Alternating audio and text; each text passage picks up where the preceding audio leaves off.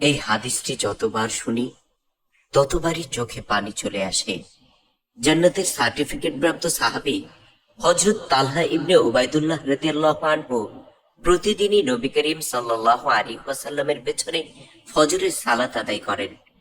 কিন্তু নামাজের সালাম ফেরানোর সাথে সাথে তিনি মসজিদে না বসে তাড়াতাড়ি বাড়ি চলে যান।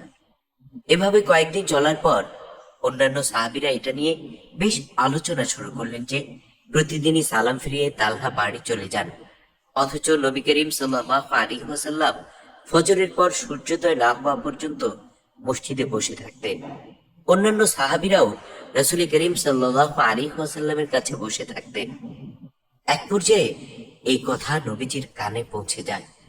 অতঃপর আল্লাহ রাসূল সাল্লাল্লাহু আলাইহি ওয়াসাল্লাম সাহাবীদেরকে বললেন, আগামীকাল ফজর নামাজ শেষে তালহা যেন আমার সাথে দেখা করে। পরের দিন নামাজে আসলে তালহাকে এই কথা জানিয়ে দেয়া হলো। ফজরের নামাজ শেষ হলো, তালহা বসে আছেন নবীজির সাথে দেখা করার জন্য। এক পর্যায়ে নবীজি তালহাকে ডাকলেন। নবী করিম সাল্লাল্লাহু আলাইহি ওয়াসাল্লাম অতি মোলায়েম কণ্ঠে তালহাকে বললেন, তালহা, আমি কি তোমাকে কোনো কষ্ট দিয়েছি? আমি কি তোমার কোনো হক নষ্ট করেছি? এই কথা শুনে তালহা রাদিয়াল্লাহু আনহু কেঁদে ফেললেন এবং বললেন, ইয়া রাসূলুল্লাহ, আমার জীবন আপনার জন্য উৎসর্গ হোক, আপনি আমার কোনো হক নষ্ট করেননি। নবী করিম সাল্লাল্লাহু আলাইহি ওয়াসাল্লাম বললেন, তালহা, তাহলে তুমি প্রতিদিন নামাজ শেষে আমার কাছে না বসে চলে যাও কেন?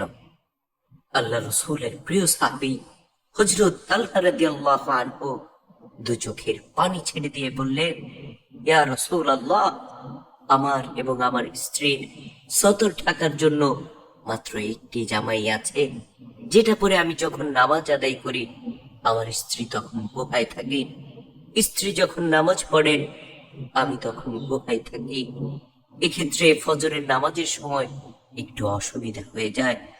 ওগো আল্লাহর রাসূল, ফজরের নামাজে আসার সময় আমি আমার স্ত্রীকে একটি গুহায় রেখে আসি। এমত অবস্থায় আমি যদি নামাজ শেষে এখানে বসে থাকি তাহলে তো আমার স্ত্রীর নামাজটা কাজা হয়ে যাবে। ইয়া রাসূলুল্লাহ, এজন্য আমি নামাজ শেষে দৌড়ে চলে যাই। আল্লাহ রাসূলের প্রিয় সাহাবী তালহার কথা শুনে রাসূল আকরাম সাল্লাল্লাহু আলাইহি ওয়াসাল্লাম অঝরে কাঁদতে লাগলেন। কাঁদতে কাঁদতে আল্লাহর রাসূলের দাড়ি মোবারক ভিজে গেল। সাথে সাথে নবী করিম সাল্লাল্লাহু আলাইহি ওয়াসাল্লাম তালহাকে জানিয়ে দিলেন, ও আমার প্রিয় তালহা, নিশ্চয়ই তুমি জান্নাতি, নিশ্চয়ই তুমি জান্নাতে যাবে। সুবহানাল্লাহ, সুবহানাল্লাহ ওয়া বিহামদিহি, সুবহানাল্লাহিল আযীম। একটু লক্ষ্য করে দেখুন, মাত্র একটি পোশাক ছিল তালহা রাদিয়াল্লাহু আনহু এবং তার স্ত্রীর। তারপরও আল্লাহর প্রতি তাদের কোনো অভিযোগ ছিল না, ইবাদতের প্রতি কোনো অজুহাত ছিল না। অথচ আমরা এত কিছু পাওয়ার পরেও আমাদের রবের ব্যাপারে কত অভিযোগ করি, রবের ইবাদত না করার জন্য কত অজুহাত তুলি। নাউযুবিল্লাহ, নাউযুবিল্লাহ।